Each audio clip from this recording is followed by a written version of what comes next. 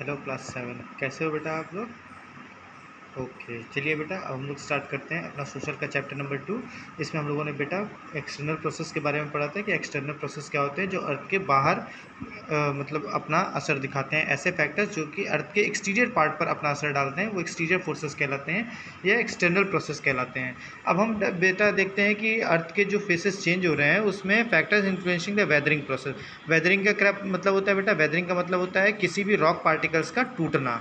ठीक है, टूट करके छोटे छोटे पत्थर में, कंकड़ में, बालू में, रेत में, मिट्टी में कन्वर्ट होने का प्रोसेस जो होता है वेदरिंग कहलाता है। वेदरिंग के लिए कौन कौन से प्रोसेस कौन कौन से फैक्टर्स रिस्पॉन्सिबल है बेटा। सबसे पहले change in the temperature and pressure, earth के टेम्परेचर और प्रेशर में चेंज होना। दूसरा एक्शन ऑफ वाटर, फिर air loaded with sand, animals and humans, roots of the plant. A number of natural agents work towards reducing differences in relief or elevations on the earth's crust. In the first stage the rocks are disintegrated and in the second stage the decomposed rocks are transported from their place of final resting. देखिए इसमें denudation में क्या होता है बेटा, दो process involve होते हैं वेदरिंग में। पहले क्या होता है वो बड़े बड़े पत्थर छोटे छोटे पार्ट्स में टूटते हैं, फिर वो और छोटे छोटे पार्ट्स में टूटते हैं। उसके बाद क्या होता है जो अलग अलग एजेंट्स हैं जैसे वाटर है, विंड है ना, प्लांट्स है, इन सब की मदद से वो क्या होता है एक जगह से उड़ करके दूसरी जगह चले जाते हैं। मतलब उनका ट्रांसपोर्टेशन होता है। वो जो पार्टिकल्स होते हैं छोटे छोटे वो एक जगह से उड़ करके दूसरी जगह जाते हैं। These natural agents are also responsible for transportation or transporting the top layer of soil from one place to another, leading to soil erosion. और बेटा यही जो फैक्टर्स होते हैं, एयर है, विंड है, वाटर है ना, ये सारे फैक्टर्स किस चीज़ के लिए रिस्पॉन्सिबल होते हैं, सॉइल इरोजन के लिए। सॉइल इरोजन का क्या मतलब होता है बेटा। सॉइल इरोजन का मतलब होता है सॉइल का जो टॉप लेयर होता है, सॉइल की जो ऊपर की लेयर होती है उसका एक जगह से बह करके दूसरी जगह चले जाना, बह करके, उड़ करके, किसी भी तरीके। ये देखिए बेटा सॉइल इरोजन का एग्जाम्पल, यहाँ की पूरी मिट्टी कट करके बेटा कहीं ना कहीं बह गई है, या तो बह गई है या तो काट करके पहुंचा दी गई खोद करके। तो ये बेटा सॉइल इरोजन है। सॉइल इरोजन का मतलब क्या होता है, मिट्टी का एक पार्ट ऊपर की लेयर का एक जगह से उठ करके दूसरी जगह चला जाना, ये होता है आपका बेटा सॉइल इरोजन। अब आते हैं बेटा factors influencing the soil erosion. कौन कौन से फैक्टर्स हैं जो सॉइल इरोजन को अफेक्ट करते हैं। चेंज इन लैंड यूज़, ज़मीन का जो यूज़ हो रहा है उसका तरीका बदल गया है।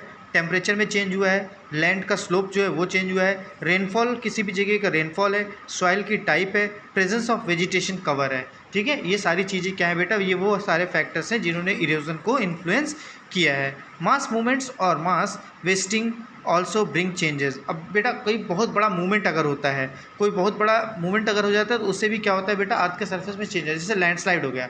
लैंडस्लाइड का मतलब होता है मतलब एक बड़े से मिट्टी के या रॉक्स के बड़े से पार्ट का एक जगह से टूट करके गिर जाना। ये जनरली माउंटेन एरियाज या हिली एरियाज में देखने को मिलता है। ठीक है, लैंडस्लाइड और मड फ्लो। अब बेटा हम आते हैं नेक्स्ट टॉपिक में, denudation. The process of weathering and erosion is called denudation. Denudation भी वही होता है बेटा जो आपने पढ़ा भी, सॉइल इरोजन और वेदरिंग का जो प्रोसेस होता है वही डेन्यूडेशन भी कहलाता है। डेन्यूडेशन लिटरली मीन्स रूड और ब्रेयर, न्यूड और ब्रेयर।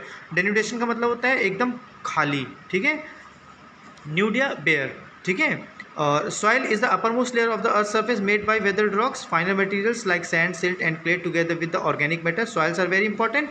सॉइल बहुत इंपॉर्टेंट है प्लांट के ग्रोथ के लिए, आपको पता ही है। और सॉइल की टॉप लेयर अगर बह गई तो इसका मतलब कि सॉइल न्यूड हो गई, है ना। तो वही डेन्यूडेशन कहलाएगा। डेन्यूडेशन के लिए कौन से एजेंट्स रिस्पॉन्सिबल होते हैं बेटा। डेन्यूडेशन के running water, reverse, rain water, glacier, wind, waves, ये सब क्या है बेटा, एजेंट्स ऑफ डेन्यूडेशन। डेन्यूडेशन के लिए रिस्पॉन्सिबल एजेंट्स हैं। रनिंग वाटर कैसा है, जब बेटा पानी बहेगा खूब तेज़ी से तो वो ऊपर की मिट्टी की लेयर को अपने साथ बहा करके ले जाएगा। रिवर्स है, रिवर्स जहाँ से भी बहती है बेटा वो उस जगह के मिट्टी के कंकड़ पत्थर, छोटे छोटे पार्टिकल, बहुत सारी चीज़ें अपने साथ बहा करके ले जाती हैं। इसी तरीके से रेन वाटर है बेटा, बारिश होती तो आप देखते ही हैं कहीं की मिट्टी बह करके कहीं चली जाती है। ग्लेशियर्स हैं बेटा, ग्लेशियर्स भी रिस्पॉन्सिबल है, विंड्स, वेव्स, ये सारे फैक्टर्स कहीं ना कहीं से बेटा डेन्यूडेशन के एजेंट्स हैं। क्यों, क्योंकि ये कहीं ना कहीं से मिट्टी को एक जगह से दूसरी जगह पहुंचा देते हैं। अब देखते हैं बेटा role of man in changing land surface. Man का क्या रोल है लैंड के अरे भैया सबसे ज़्यादा इंपॉर्टेंट तो रोल मैन का ही है अर्थ के सरफेस को चेंज करने में। Man is responsible for degradation of land in more than one way. एक से ज़्यादा तरीके हैं जिससे इंसानों ने लैंड को नुकसान पहुंचाया है। पहला कटिंग द ट्रीज, दूसरा न्यूक्लियर टेस्ट। ये सब बेटा न्यूक्लियर टेस्ट से लैंड को नुकसान होता है, पेड़ों के काटने से आप देख ही रहे कितना नुकसान हो रहा है। इनडिस्क्रिमिनेट बिल्डिंग एक्टिविटीज़, ज़बरदस्ती बिल्डिंगें बनाए चले जा रहे हैं। डर्टी एंड पॉइजनस एफ्लुएंट्स, गाड़ियों से गंदे गंदे धुएं निकल रहे हैं, बड़े बड़े डैम बना रहे हैं। डंपिंग ऑफ सिटी वेस्ट, कचरा, शहर का इतना कचरा निकल रहा है। ये सब क्या है बेटा, ये सब कहीं ना कहीं से वो एजेंट हैं जो कि क्या कर रहे हैं, रिस्पॉन्सिबल हैं, जिसके लिए मैन रिस्पॉन्सिबल है। और ये फैक्टर्स अर्थ के सरफेस को चेंज कर रहे हैं। ठीक है बेटा, इतना ही रखते हैं आज के पीरियड में, बाकी नेक्स्ट पीरियड में देखते हैं। Thank you.